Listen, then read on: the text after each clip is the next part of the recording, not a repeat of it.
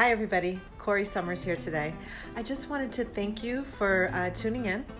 We are launching a new series on finances, and it's basically just financial education, some basic principles that most of us were never taught.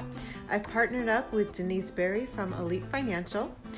Make sure you subscribe below and click the bell so you don't miss any of these. We are going to be doing this very regularly, and new videos are always being updated each week on my channel here. Stay tuned. I look forward to seeing you on the next one.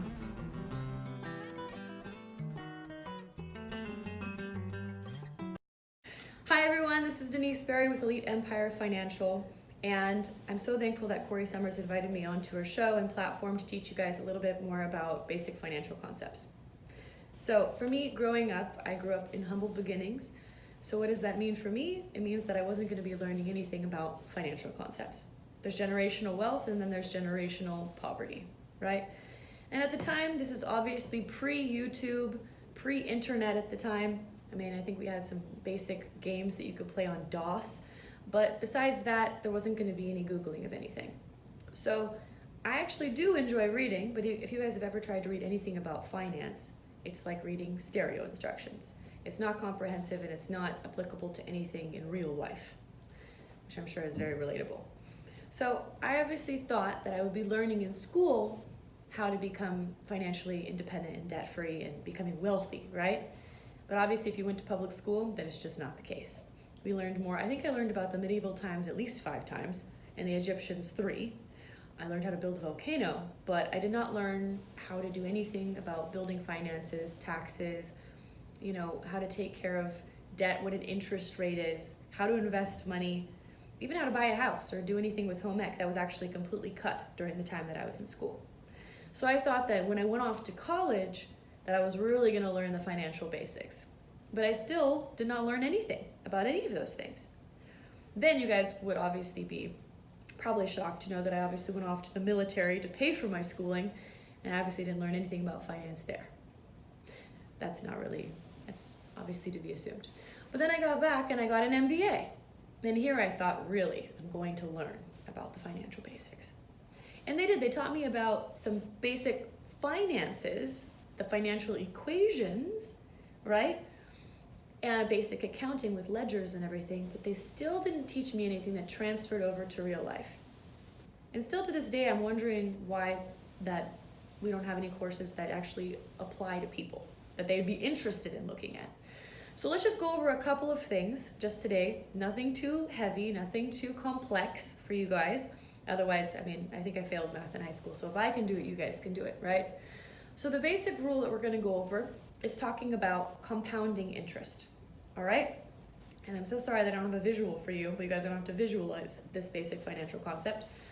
But Albert Einstein had coined this as the 8th wonder of the world, right? Essentially the rule of 72. It's also considered the banker's rule. It's called the accountant's rule. Everyone tried to claim this rule, but essentially it's the number 72 divided by an interest rate equals the number of years it takes to double your money in the bank or wherever you're putting it, all right? So what does that mean for you? So that means if I gave you $10,000 right now, here you go, here's your $10,000, and you had a 1% interest from your bank, and by the way, that's giving a lot of credit to banks. So 72 divided by the interest rate, which is 1, equals basic math, that's 72, all right? So that means it's gonna take 72 years for your $10,000 to become $20,000. 72 years. That's insane. We're gonna be dead by then. So that means all of those pennies that you see in your bank account, that is the interest that's coming from putting it in that specific space. But if you actually put your money in a place that has a higher interest rate, a higher growth rate, let's just use 10%, because 10% is a heck of a lot better, right? So 72 divided by 10 is 7.2, right? So that means that your 10,000 is now growing and doubling every 7.2 years. So now at age 65, you have $640,000 versus $20,000. It's pretty powerful stuff. But now, let me disturb you really quick, because this is what was very disturbing to me, right? This also works for negative compounding interest. And you guys are probably more familiar with interest rates as it pertains to debt. So when you go get your credit card, look at the interest rate that you're getting, 27, 29% interest. So now the principal balance on that card or that loan is now doubling every 2 to 3 years. And now if you're going into the really scary land of payday loans and quick cash loans and things of that nature, right? Now it's actually doubling every couple of months. So they're making a lot of money off of you, but that's not the point. The point is that you're never going to be able to get out of debt because you're fighting upstream against an interest rate. You're fighting the rule of 72. So I don't know about you guys, but I would obviously rather have that working in my favor and growing money versus having it be taken away from me. And you're probably asking yourself, well, yeah, I don't really have a whole lot of money though, Denise. I'm gonna tell you right now, everyone has a little bit of extra money. It's how we actually look at money. Instead of spending money, obviously, on coffee, which I do, but it has to be budgeted into your financial plan, right? You could be putting that money daily, even just $20 a week. You have to learn how to pay yourself first. Being broke is a disease. It means that you don't necessarily understand how to save, so you don't do it at all. You sabotage yourself into actually being in debt and having to turn toward these high interest places and products. But that doesn't have to be the case for you. You can actually reach out to Corrie, reach out to myself, and we can help you to walk you through that process.